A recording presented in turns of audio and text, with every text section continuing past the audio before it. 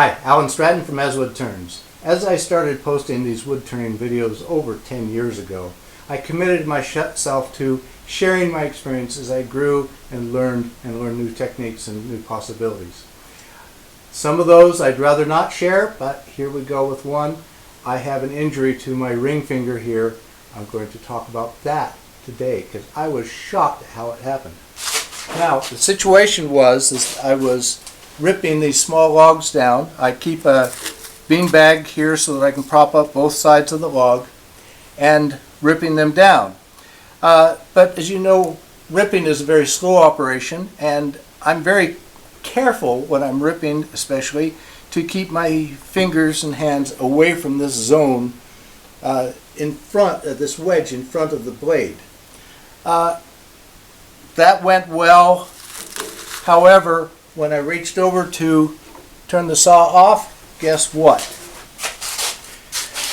This is the shocker. On this saw particularly, the blade we worry about over here as being the cutting area, but guess what? The blade is coming up this blade guide over here. My finger, I missed the stop button, and here we go. It went into this channel and nipped the end of my ring finger, and I have 3 stitches and spent the whole evening in Instacare getting stitched up. Thank you, Dr. Taylor, by the way. So I think for the near term, until I figure out a better way, my solution is going to be to take some duct tape. It's not broke, it just needs duct tape, and cover that return channel. Now I'll probably replace this with something a little bit more substantial. Even I think metal would be best, but I think this will keep my finger from accidentally poking in, because it's there, it's available, it's right next to the stop button, and that's, well, I don't want you to be as shocked as I was when all of a sudden the end of my fingers opened. So 3 stitches, good. So meanwhile, also make sure you're careful.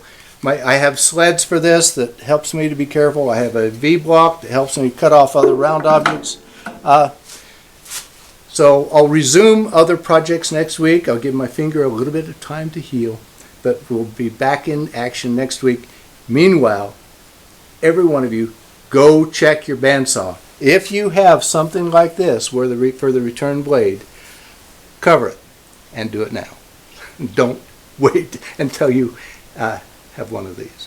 So we'll see you next week with another wood turning video. Till that, please be careful with these things. Safety, safety, safety.